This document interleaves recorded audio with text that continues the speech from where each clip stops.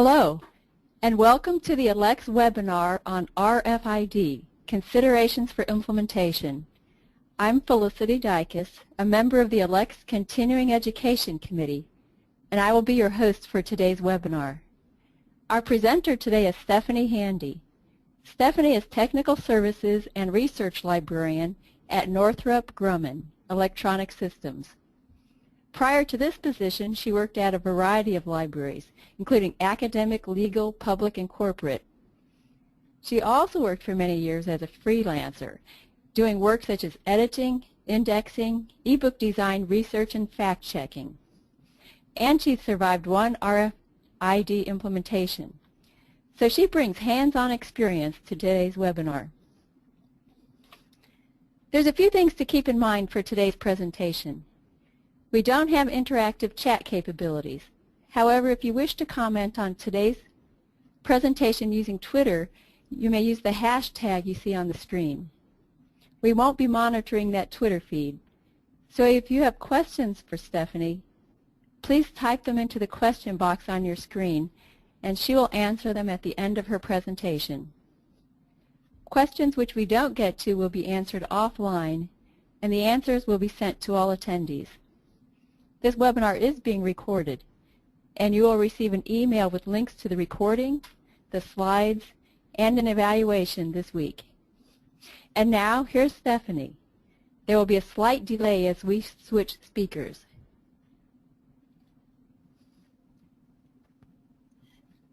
All right, thank you. As Felicity was saying, my name is Stephanie Handy, and today's talk is going to be on RFID, Considerations for Implementation.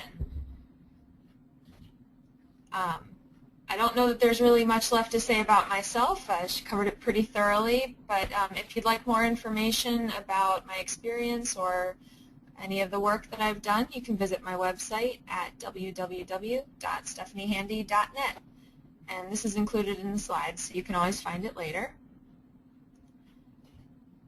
So just to give a quick overview of what we're going to be discussing today, I'm going to begin by giving you all a little background information into RFID technology, just to ensure that we're all on the same page, since I assume that some of you maybe are newer to this than others. We're going to do a little talking about the various components for an RFID system, just a little basic knowledge on that. And then we'll jump right into some of the considerations that you should keep in mind if you're looking at maybe implementing an RFID system in your library. Once that's done, we'll take questions, and any questions that I'm not able to get to before the end of the session, I'll be emailing you separately. So to get started, RFID stands for Radio Frequency Identification. In its simplest form, RFID refers to any technology that makes use of radio waves that are used to identify individual objects or even people by means of a unique identifier stored on a microchip, which is then able to transmit this information by means of an antenna. Radio frequency communication is used to track physical items, like I said, such as objects or people, through a uniquely identifiable tag, which contains that internal computer chip, and then the antenna which transmits. Unlike barcodes, multiple tags can be distinguished and read simultaneously. Data can be stored directly within those tags on the microchip included. Line of sight is not required in order for the tags to be read, and the data can actually be read from varying distances depending upon the power of the chip and the reader, which allows the locations to be tracked with a fair amount of precision, including in 3D. So RFID, believe it or not, is a fairly old technology at this point. The first recorded mention occurred as far back as 1948 in a paper by a man named Harry Stockman, which was called Communications by Means of Reflected Power.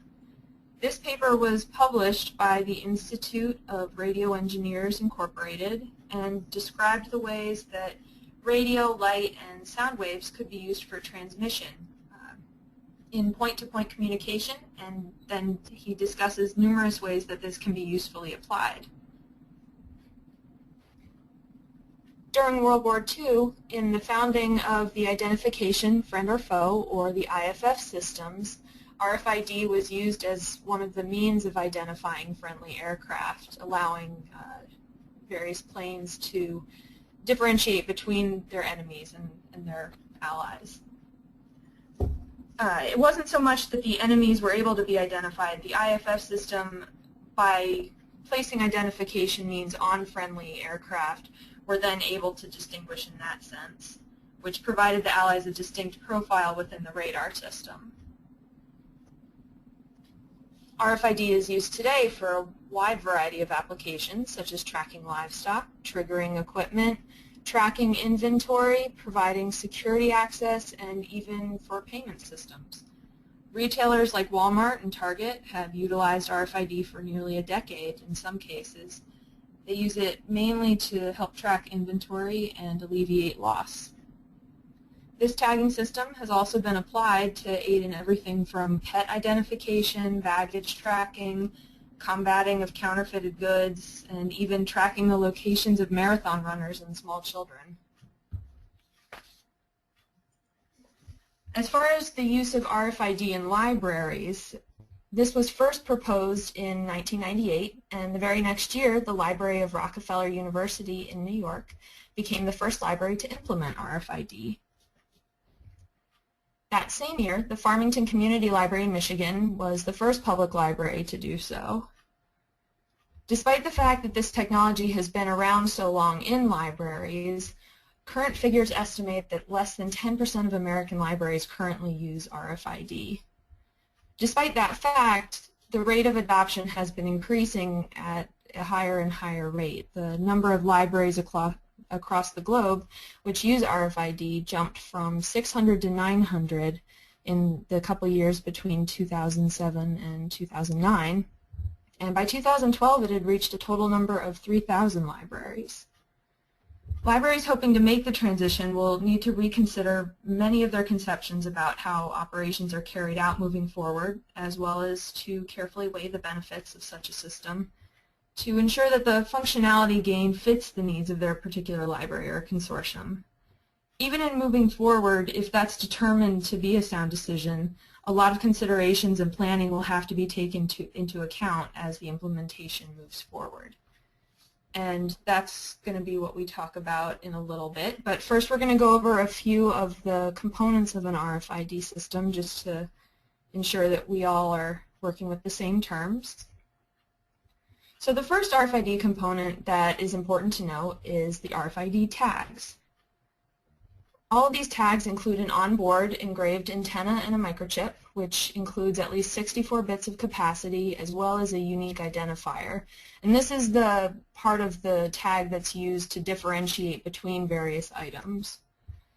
Essentially, this embedded microchip constitutes a significant shift from the barcode, which is what libraries have typically used for the past few decades, given that barcode labels aren't actually able to store any information within themselves and only point to information stored in a database or a server. The RFID tags, however, can store information directly within the tag. There are three main categories of tags. The first is passive, and this is the category that most libraries use. The next is active, and the last is semi-passive. These three categories refer to the presence of an internal power source within the tag. So, for instance, passive tags contain no built-in source. The power is instead provided by radio frequency waves from the reader device, which is powered through induction. And this supplies enough current for the tag to activate, as well as to provide a return signal. Active tags, on the other hand, include a tiny battery which operates the tag. Semi-passive tags do also contain a battery, but this is only used for powering the microchip. The data is generally conveyed in the same manner as a passive tag. And like I mentioned before, libraries commonly use only the passive tags. There are also three main formats for tags, and these are worm, also known as write once, read many times, read, and read-write. And essentially the read-write tags are the most popular choice in libraries since they allow the data to be written and rewritten many times. For instance, if you need to make changes to the records or change which item a tag is linked to. And many vendors claim that for these types of tags that the rewriting can occur as many as, or at least as many as 100,000 times before the tag hits its limit. A few other features that tags come with, and this will of course depend on what vendor you go with and what particular type of tag you purchase from that vendor, but you'll find that there are varying degrees of sturdiness. There are specialized tags for media items such as CDs, and this is something we'll discuss later because when you get these specialized tags, that can affect your costs as well. Some tags include extra security features, and some include extra anti-collision functionality, which essentially helps boost the ability for the reader to read multiple items simultaneously. Next up, we have the antennae. Essentially, these are used to transmit the radio waves which activate the RFID tags as well as to receive the returning information. This component is essential to pretty much every other component of an RFID system. It's built into the circulation machines, the writing machines, the shelf readers, the portable readers, any equipment that's going to need to read the tag data. And libraries tend to use both medium and long-range antenna depending upon their needs and security, which is something we'll talk about again later because the range of the reading can affect certain security issues. There's also the tag writer, which can also be called a tag programming station, and this writes coded data to the tags. And it also links the existent records with the tag unique identifier. There's the server, which is not technically a part of the RFID system, but is very crucial to its functionality, and it serves as a conduit for the other components and ensures that there's communication between the ILS and the tags.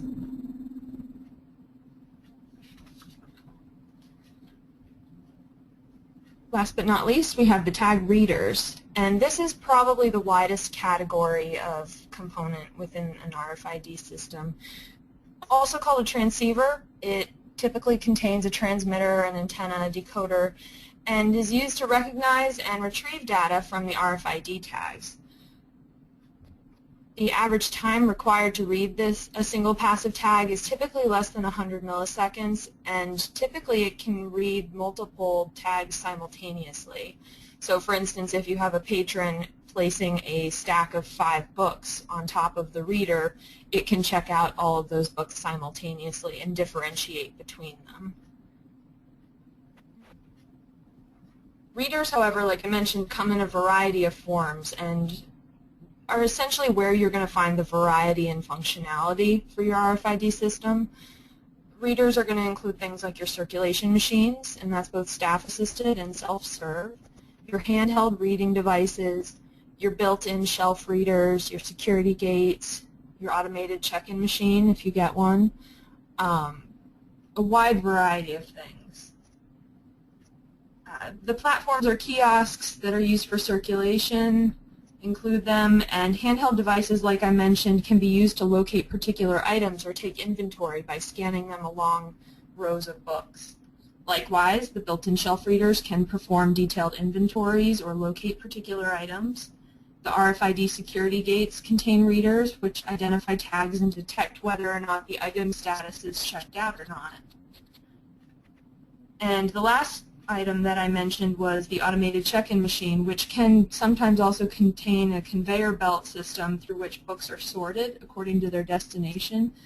And this is a particularly expensive piece of equipment, but is very popular in terms of the functionality that it adds and the ways that it can help streamline circulation. Ultimately, though, you'll have to decide for yourself which particular iterations of readers are going to be necessary for your own library to function properly. And that's something you'll need to decide based on your functionality needs and your budget restrictions. All right. Now that we've finished going over a brief overview of how RFID works, we can get into the meat of this session, which is the considerations. And obviously this is, just an hour-long session. We're not going to be able to go over every possible situation that might arise, But we're going to go over a few main things that will come up in the areas of cost, time, technical considerations, security issues, consortium dynamics, and education. These are all things that you're going to need to consider as you're moving forward. So the first area, and probably the one that comes to mind most readily, is that of cost. Though it's more affordable than ever with RFID, the cost remains the main deterrent for libraries when they're considering whether to implement RFID. It can be very prohibitive. There's typically a very high minimum line in terms of the costs for this. And your minimal costs are usually going to include the RFID tags, the writing stations, circulation stations, whether that includes self-checkout or not, the associated software, a potential server upgrade, vendor services for things like the actual installation, and then support as you're beginning to use the system, since inevitably there are going to be bugs anytime the new system is put in place. And even later, whenever things need to be, when you need troubleshooting to occur. There's also the cost of staff hours to complete the project, because it's going to require a good bit of hours in order to ensure that everything is tagged, the system is set up, and that all staff are properly trained.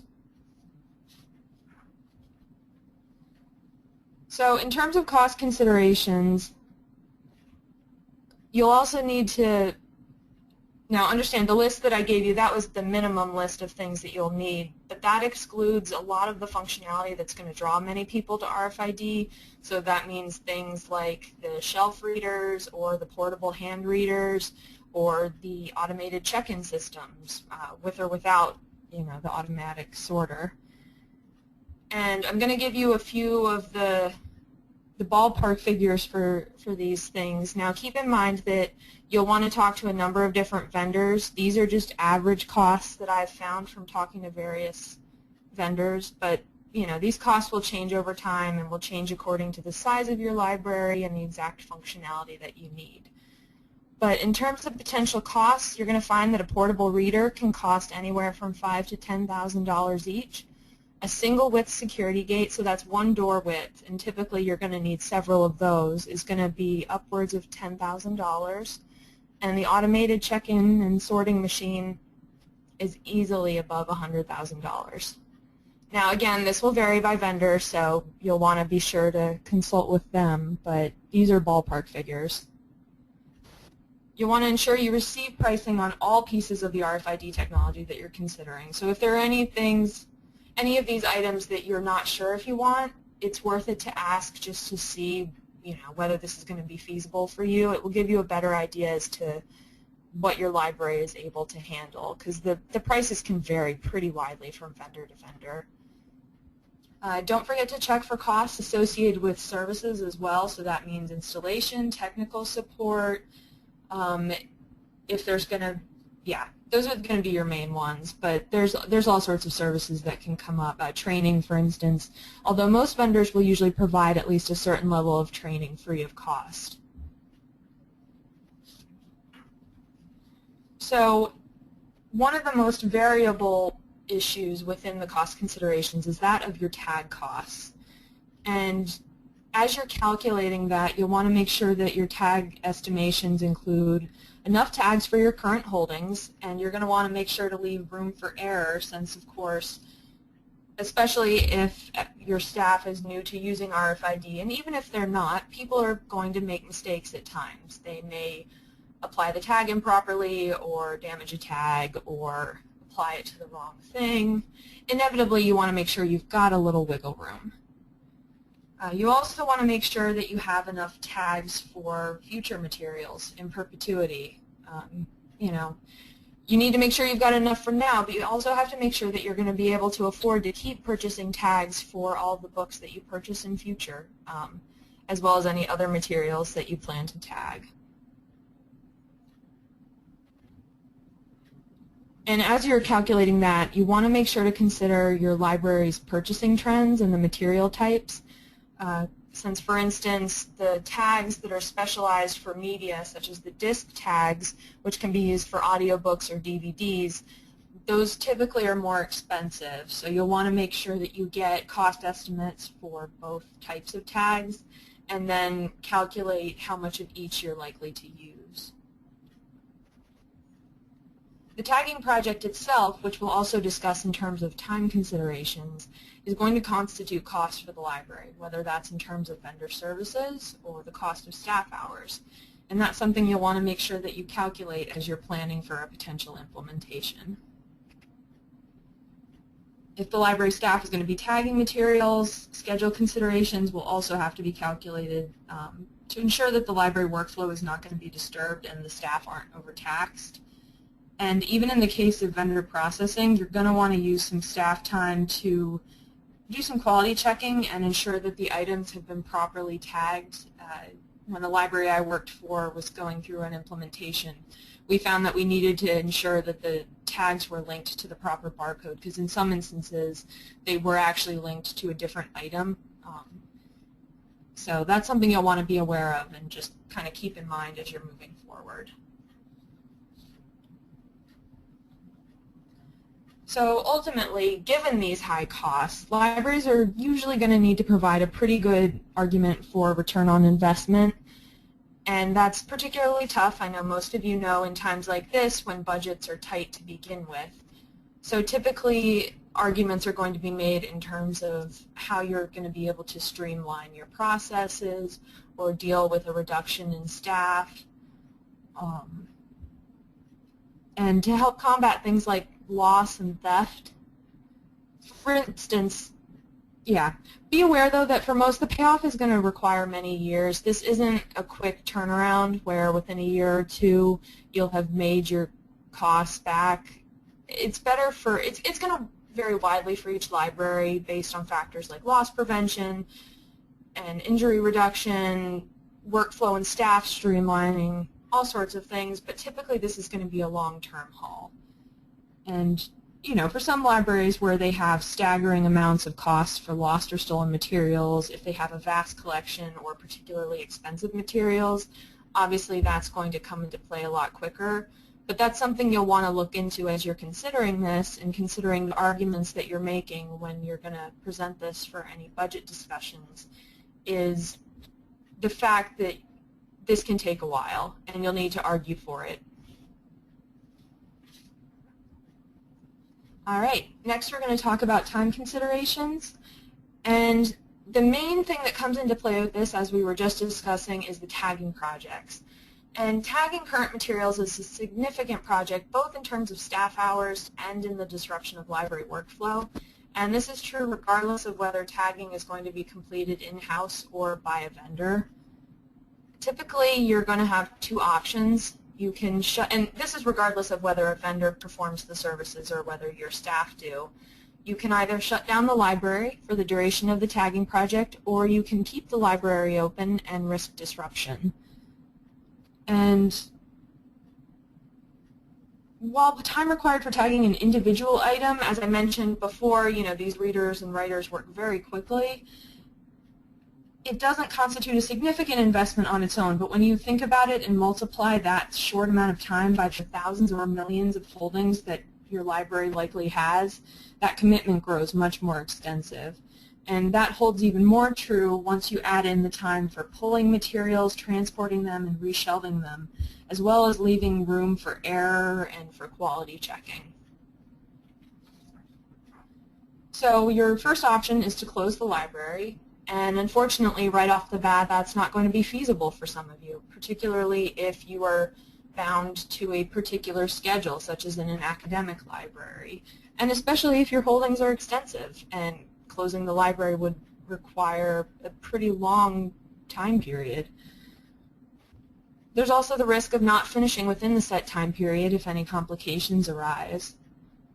On the other hand, if you're performing this in-house, and you've closed the library, staff can devote their time to the project, which will speed the process considerably as opposed to if they were also working on their usual duties, such as research or cataloging or what have you.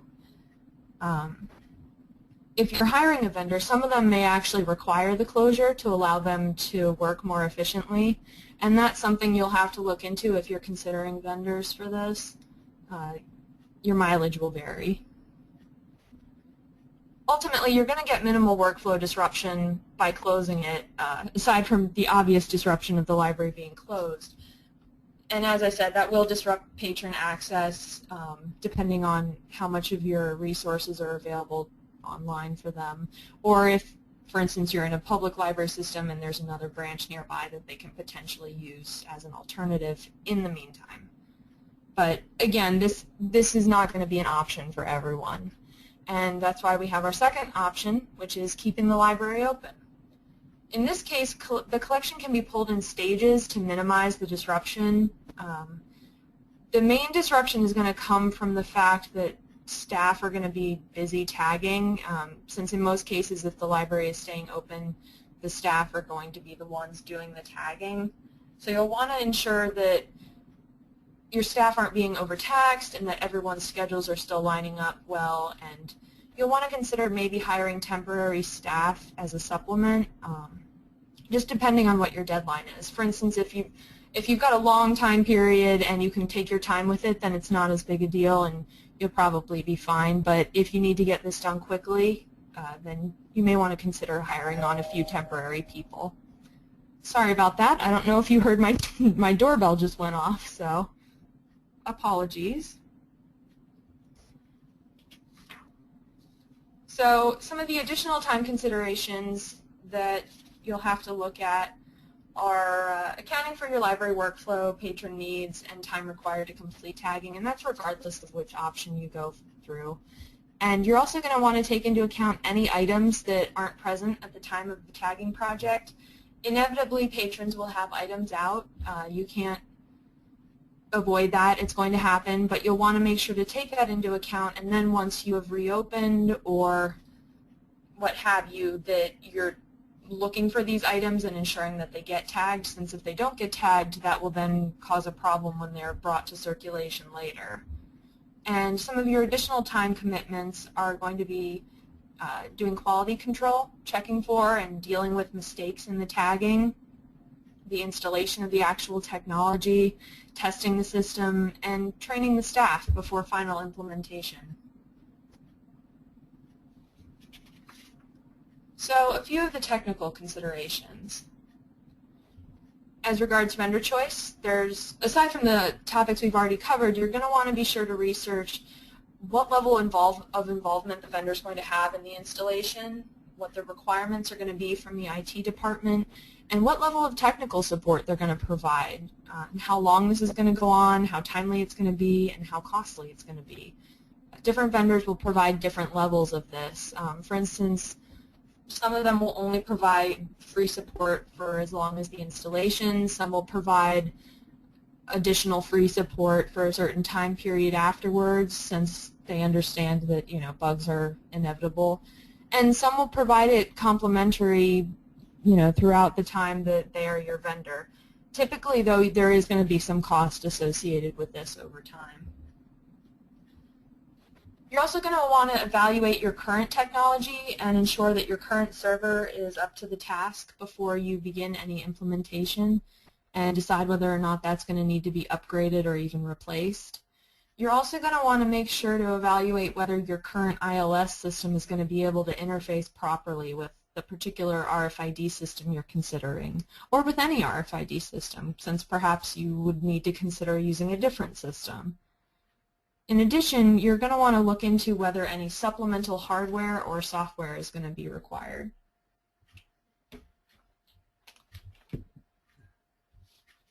So as far as security considerations, you're going to want to make sure before you choose any particular vendor that their systems are compliant with the international standards. For instance, the main one right now seems to be, although you'll want to ensure that you check this, since I'm not completely sure that there aren't other ones that have come around since I last was involved in this. But there's the NISO RP6 2012, and I can, if you go to niso.org, so that's NISO.org, they have that available for reading, and that goes through details of standards for pretty much every aspect of RFID in libraries. And one of the side aspects of these security concerns are the potential for issues with patron privacy, which is a concern that many patrons have about RFID and is something that you do need to be aware of. For instance, tracking, which uses location tracking features, which are, it basically manipulates the fact that tags can be tracked in a 3D space, and then by extension, those tags can be used to track an individual patron. Also, there's the issue of hot listing, which essentially allows someone to track lists of item tag numbers, which would then provide them the potential to track an individual's reading habits. There are a number of protective measures you can take for these sorts of risks, such as short-range tags or encryption, but you're going to want to make sure that you look into this along with developing a full security policy and ensure that you've got all of that put together before the implementation is complete.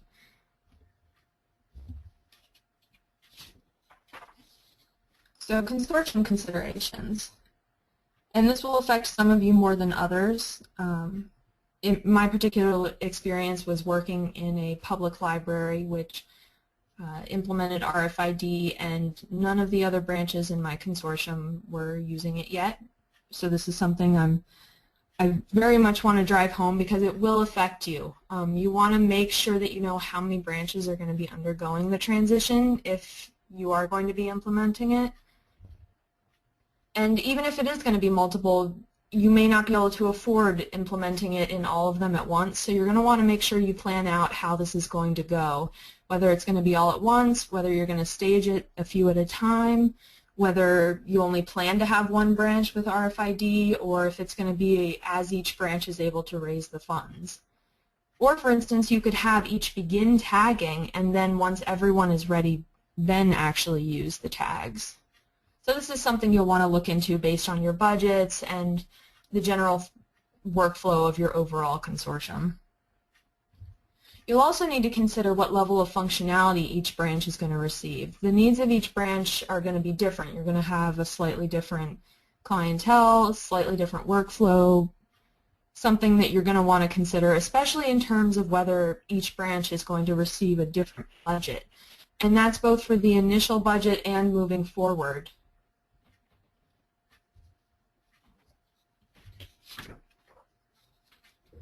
So one area you want to make sure that you understand as you're going through your consortium considerations are some of the risks if not all of the branches transition together.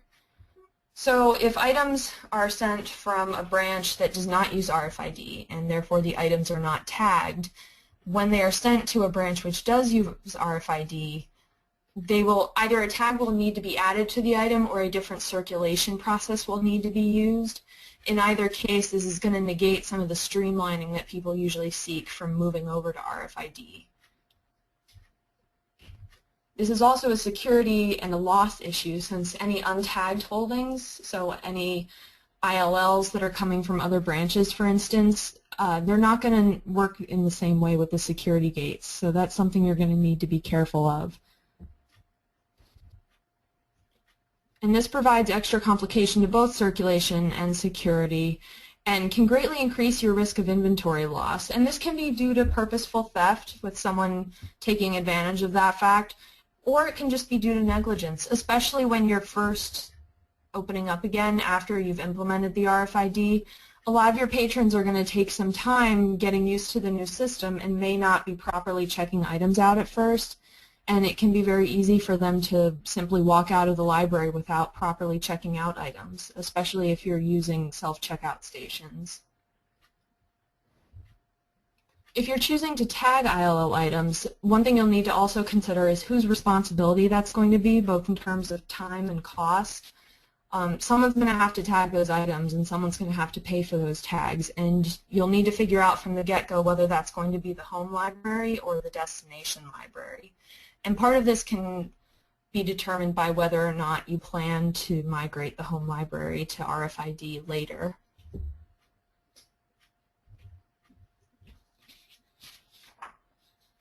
So our last big area of consideration is that of education. And obviously there's going to be a lot of staff and patron training required for any migration like this. And first and foremost, you'll want to ensure that your staff are properly trained. Your initial priority should likely be on your IT and technical services folks, and this is largely just because they're the ones who will initially be doing the most work with it in terms of preparing the library for implementation.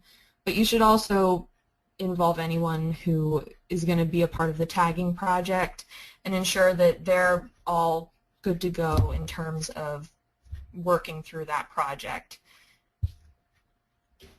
By the time you're ready to implement, however, all staff must understand and be able to perform necessary functions for their work, and you want to make sure you include some basic troubleshooting in that. Not everything's going to work exactly the way you think it is when you first begin, so you want to make sure that they know how to work their way through it and do some basic problem solving. Vendors are typically going to provide some level of training, but you'll need to speak to your particular vendor to see what amount that's going to be and whether there will be any associated costs. But you should also ensure that your staff simply practice using the new system until they feel comfortable with it.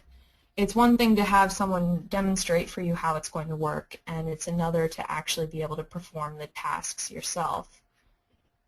Along those lines, it's worth checking whether or not your vendor is able to provide a sandbox for messing around with this or a training mode.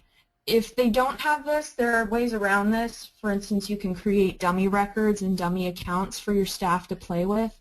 This was something that my particular library did, where we created a few fake library accounts and simply practiced performing functions on items using those accounts.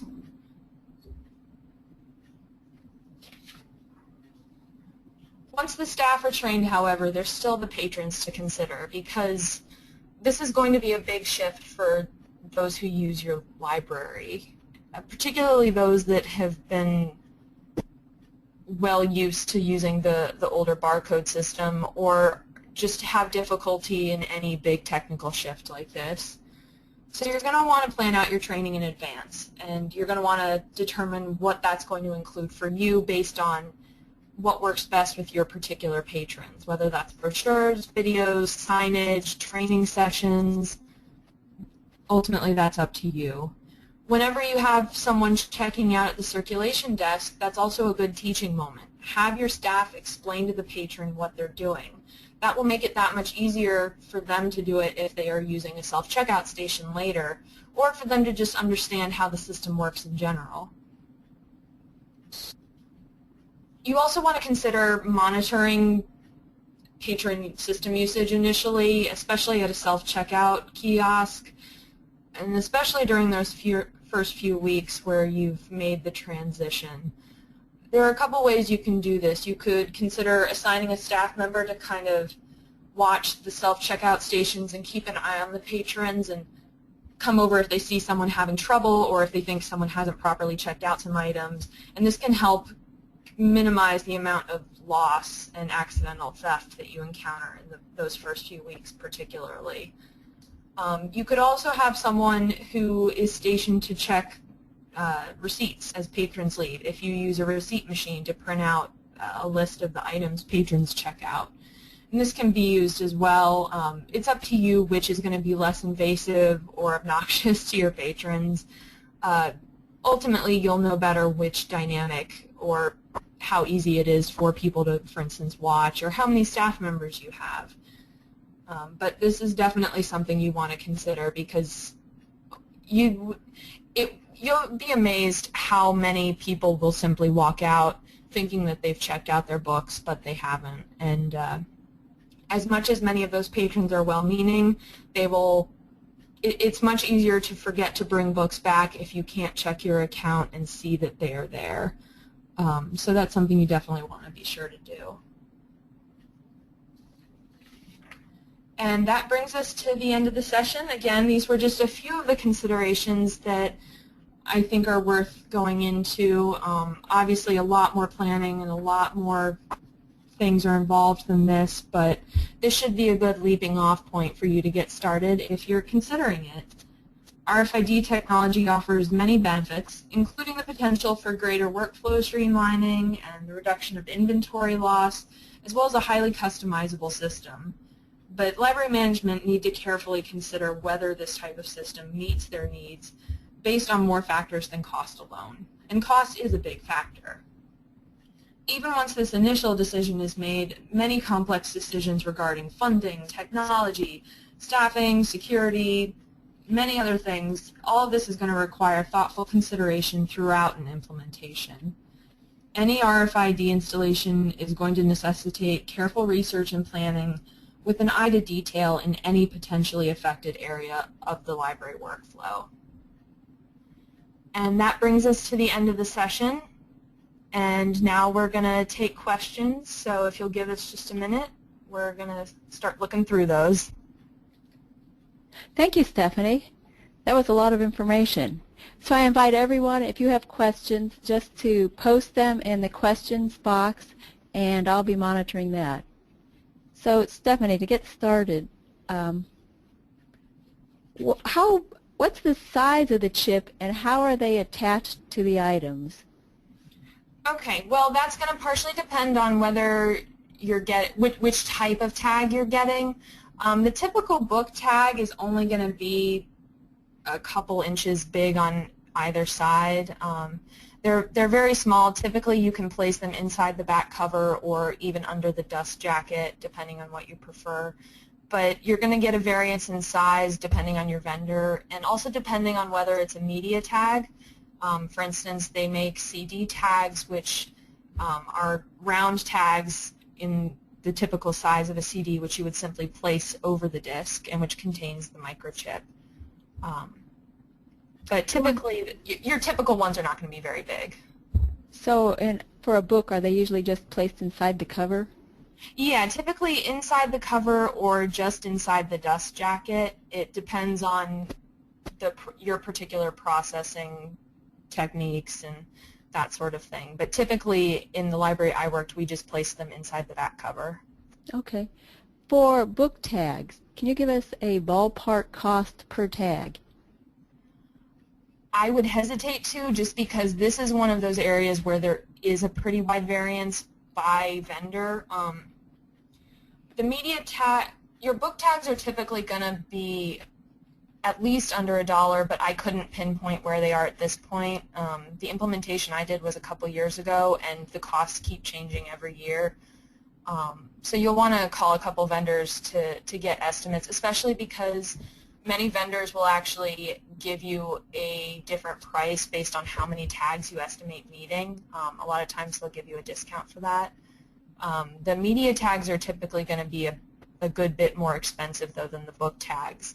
So, for instance, some people consider using a book tag for their audiobooks and just placing that inside the box. Okay. Yeah, that does seem expensive for a media tag.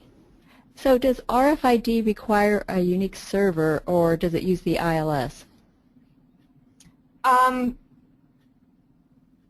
Well, I guess that depends on what you mean by a unique server, since ultimately your ILS is going to be using a server as well to store all of the item data and patron data. So I'm not.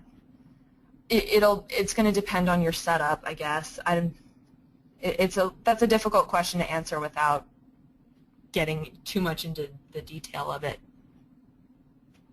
Okay. Since you gave a lot of cost involved, is there a comparable technology on the horizon that might replace RFID in the foreseeable future?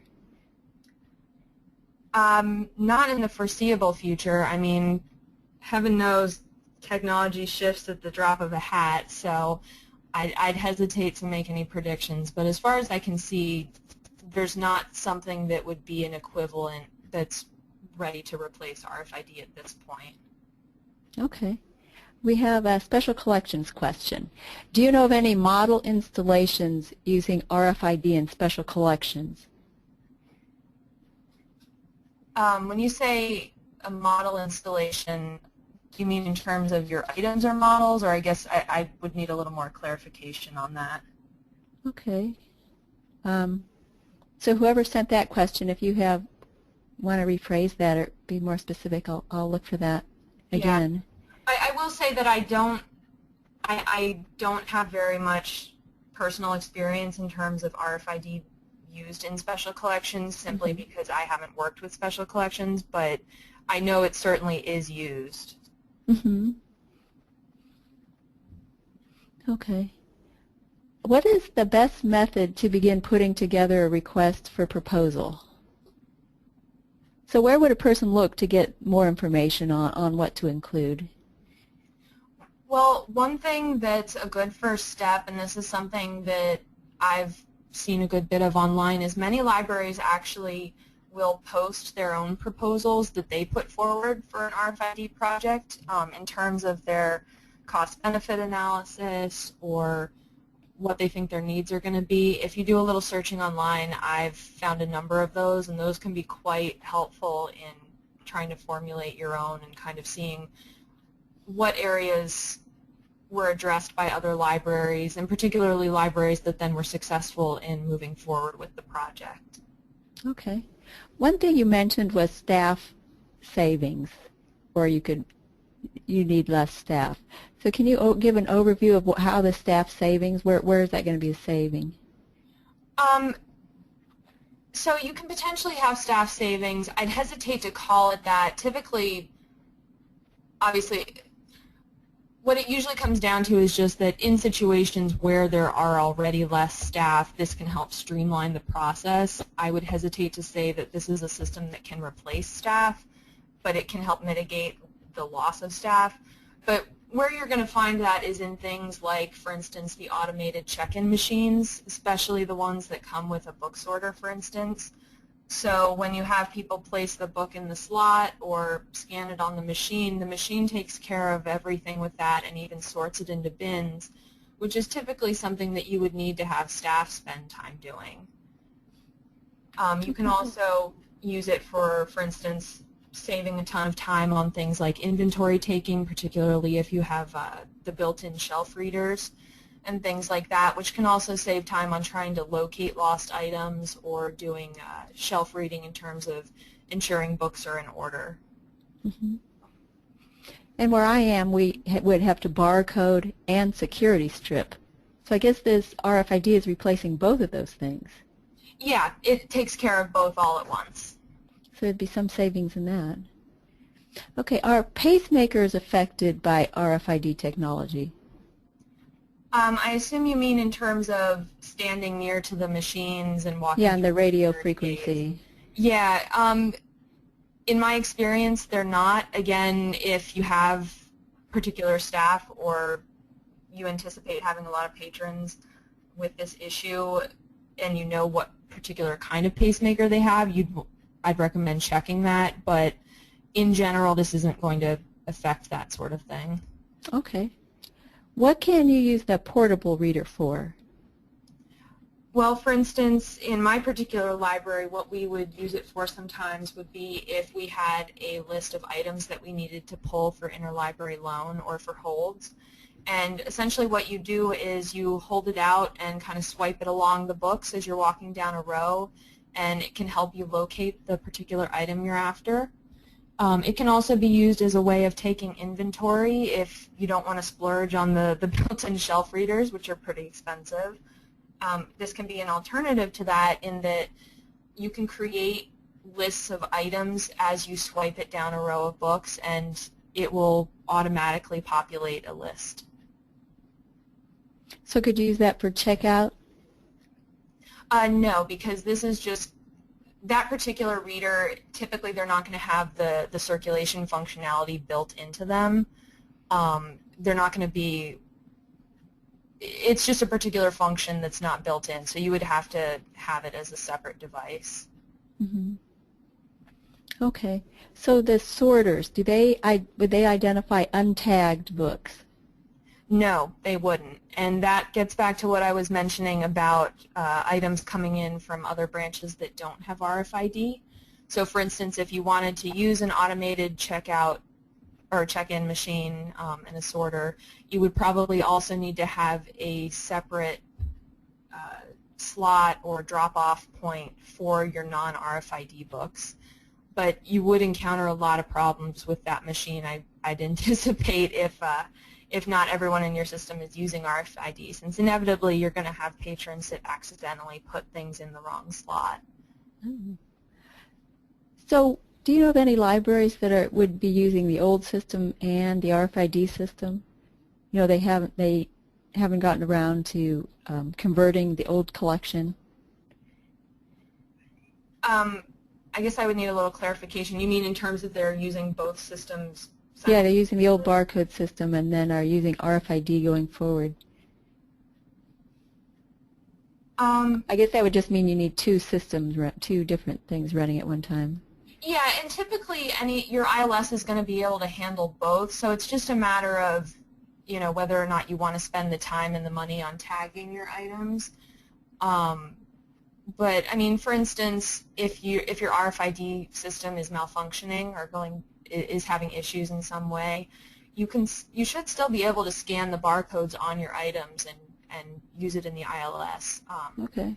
Where your issue is going to come in is in terms of turning off the security on the RFID tags. Mm-hmm. So that's something you'll want to make sure of if you're going to have both things being used. But especially if you're a library branch in a consortium where not every branch is going to be using RFID, you're going to be using both the barcodes and RFID typically, unless you're tagging all of the items coming in from other branches. Mm-hmm. Okay. So here's special collections. Do you know of institutions that are using RFID in their special collections? I do know that it's being used. I couldn't tell you one off the top of my head, but one of the features of RFID that's particularly popular with some special collections is the fact that it can be used to track 3D location in space, so it's a little easier to locate items if you have extensive holdings. Typically, you're going to need a much stronger system than most libraries are using, and it's going to be a much more expensive endeavor if that's something you're looking into to get that functionality. But RFID is definitely used in special collections. You just want to be careful how you're applying the tags to items, like, you know, doing it to a box around an older item and that sort of thing. Okay. You mentioned early in your presentation that the RFID tag has a battery. So at some point, are the batteries going to run out and the little tag will be useless? So I think what you're referring to is the different types of tags in terms of active versus semi-passive or passive. And the active tags are the only ones that really have that internal power source. Most places, particularly libraries, are going to be using the passive tags, which don't have any battery power internally at all. The power is conducted entirely by the reading machines or the writing machines, and it's able to power the chip through induction to essentially get that microchip to function. So I'm not sure with the active tags, since I haven't used those personally, how that will affect them if the battery does run out. My assumption is that it will function like a passive tag, but in terms of library function, typically that's not something you're going to need to worry about, because you're usually going to just want the passive tags, especially since the active tags are going to be a bit more expensive. That's reassuring. It'd be scary to have a blackout in a library where nothing worked anymore. Yeah. Okay, so what would happen if a patron walked through our gates with a book from another RFID system? It shouldn't affect it, simply because your gates are going to be checking for items that are listed within your own system. Essentially, the tag that it's looking at is linked to a particular record within your ILS or within your server, and so it's checking for that. So it shouldn't affect it from another system. I obviously can't promise anything, because maybe that system has a particular security feature that isn't based solely on the item record, so that will depend, but typically speaking, you shouldn't have issues with that. Okay. Do you know of any approval plan vendors that are applying RFID to shelf-ready books? I don't have a list of current vendors offhand. I know it is possible to have a number of vendors do this. The library that I worked in was actually a brand new branch, and so we had a whole bunch of materials sent to us pre-processed, and they were able to tag those and have them in the system and everything. So it is something available, but I don't have a list offhand.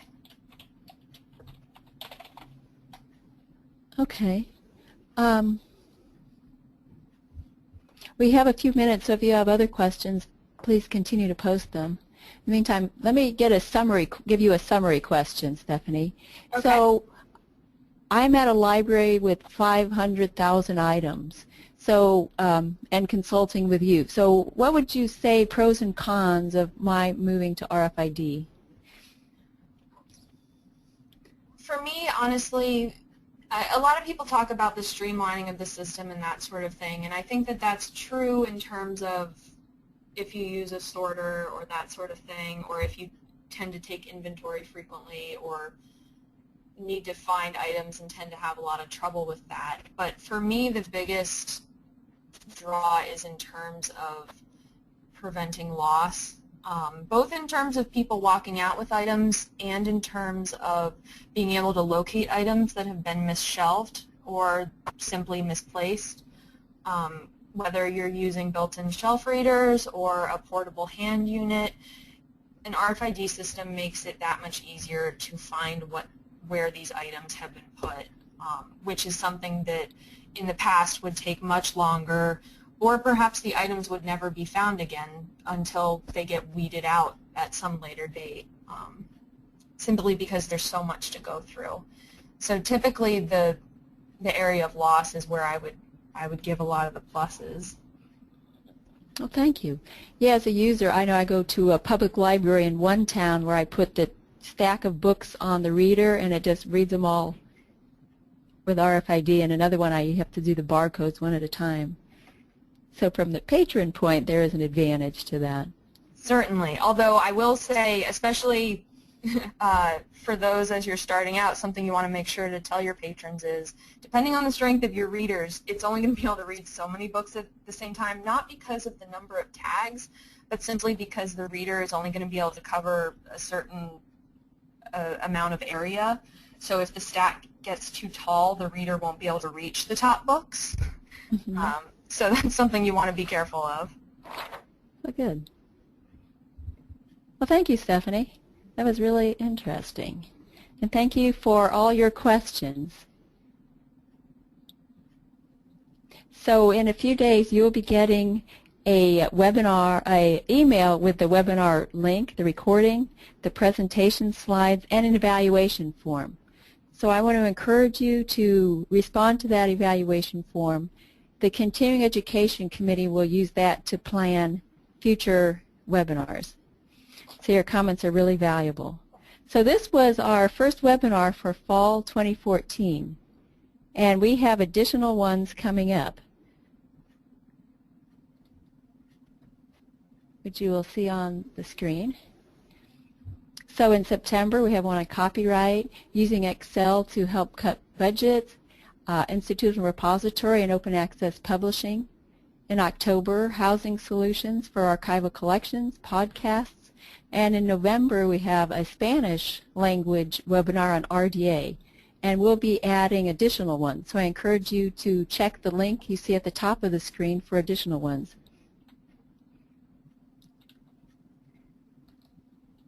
In addition, ALCTS also has e-forums.